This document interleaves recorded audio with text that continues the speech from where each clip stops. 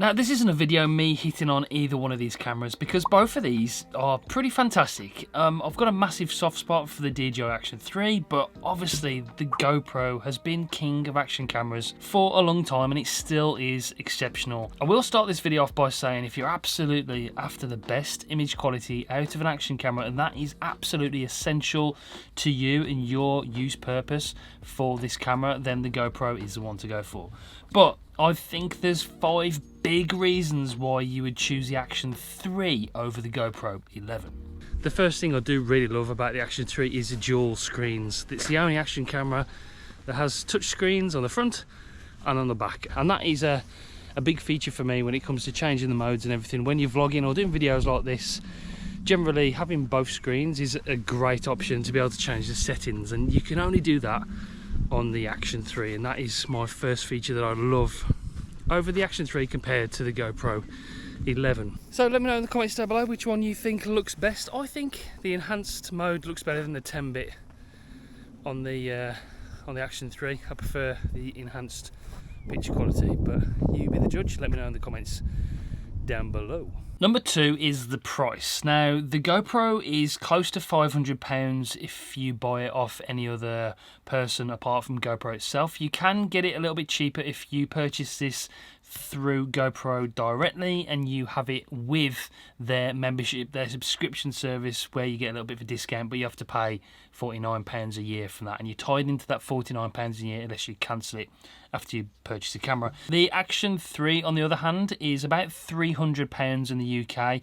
I've seen it as low as £280 recently on Amazon.com. If you want to buy either one of these cameras, I will link them in the description. So price-wise, there's quite a big difference, and is it a big enough difference to warrant the quality that you get from the GoPro when the Action 3 has made a big jump up, especially with the recent firmware update, which seems to have fixed most of those focusing issues, and it's introduced that 10-bit colour and the enhanced picture mode, which I think is pretty good.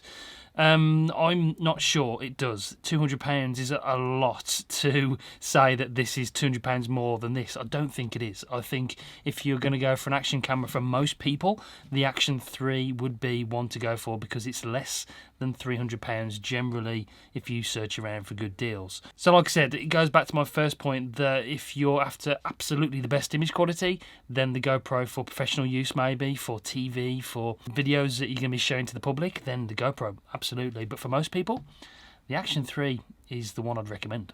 Number 3, what I love about the DJI compared to the GoPro is the battery life. You can get 160 minutes or up to in really cold conditions, but in general conditions as well, which is a lot better than I've been getting with the GoPro 11 since launch date. I mean, I've been recording this maybe just for, I don't know, 35 minutes or so, 40 minutes, and we're down to 50% already on the GoPro 11, and we're still at about 75% on the DJI Action 3. So the battery life is a lot better on the DJI Action 3, and you will get more time. The overheating, there's no issues really.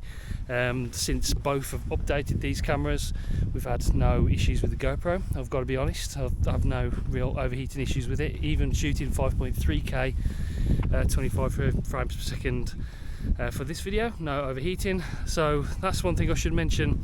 The resolution, we've got 5.3K on the GoPro and only 4K on the DJI Action 3, but unless you're cropping in to your video, then you're not going to really notice a massive difference. But yeah, that's one thing I would just, if you're after the best detail and sharpness with your video, then maybe the GoPro with that 5.3K might be the way to go for. But as far as battery life is concerned, the DJI Action 3 is a clear winner. Number 4 is reliability. Now, I know not everybody has these issues, which is something that I'm concerned about, but the GoPro for me, the 11, and it happened with the 10 and the 9, even back to the 7, I've still have crashing issues, I still have overheating issues, although they have improved it with recent firmware updates. I still have to take the battery out to reset it because it freezes every now and again. I'm still having those issues with the GoPro 11. Now, I don't have it all the time, but that's probably because I don't use this camera all the time. Generally, if I go out, my go-to camera would be the Insta360 X3 because I like to shoot in 360.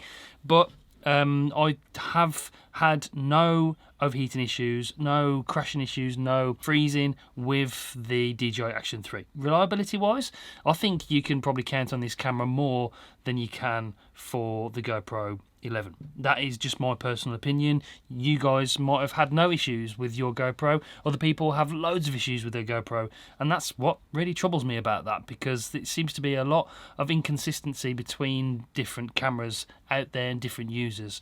There are some user errors. I would recommend a certain SD card, the Extreme Pro, the black version, rather than the cheaper version. That might help it, and make sure your camera is up to date. But for me, I'm still having that crashing issue where I have to take the battery out to reset it every now and again. And if it's in the media mod and it's on the Volta and it's on a tripod, you have to take it off. And it's a bit of an annoying process. But I've had no issues at all yet with doing quite a bit of shooting with the Action 3. So reliability, for me, again, the Action 3 wins. We've got horizon lock on the GoPro now, so you don't need the max lens mod, which is a bit of a pointless accessory to have now. We've got horizon balancing up to 45 degrees on the Action 3, so both are good. I'm sort of putting the camera left and right now like that, and it still keeps the horizon dead level. It's got 360 horizon lock on the GoPro, so I can turn the camera all the way around and it still keeps horizon level on the GoPro. So a little bit better on the GoPro, but still pretty good for action sports. You're never really going over 45 degrees generally, unless you want to turn it around. You're doing loop-the-loops in a plane or something. But yeah, both good options. We've got wide, we've got ultra wide, we've also got hyper view now on the GoPro, but that distorts the image quite extensively, so I would steer away from there. Don't go any further than super view. But yeah, both great options when it comes to field of view and horizon locking.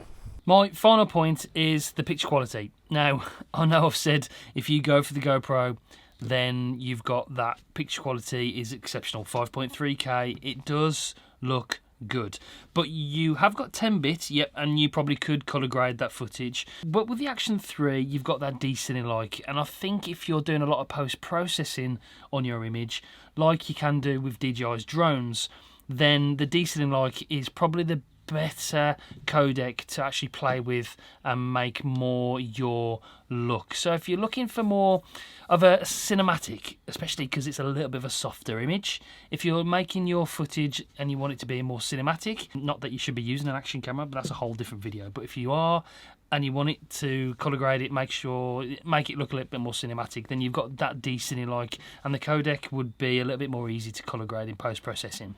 So there's arguments for both. I'm fans of both of these cameras, and I still think they have their place in the market. I want to love the GoPro, but it's missing features and it's missing key specifications for me that this has and other cameras have. I've made other comparisons between other cameras and the GoPro. I still think they could make this a lot better than it is, and they're lacking on certain things. They could improve the software, they need to improve the app, they need to improve the battery life. They could add the touchscreen on the front, I'm not sure why they didn't. They could add different codecs for doing different grading possibilities. The build quality could be, for me, a little bit better, and the price could definitely be a lot cheaper. So both great, and I'm not hitting on just one of these cameras. I do have other action cameras like the Insta360 One RS that I do like as well, so I would recommend all of these, and some of these points make it a bit better for other people and the GoPro better for some people. So yeah, there will be links in the description if you do want to buy either one of these cameras. Okay, hope it helped. Hope it didn't confuse you. I feel like it might have done. But that's it for this video. Give this video a like, it really does help, and I'll see you on the next one. Bye guys.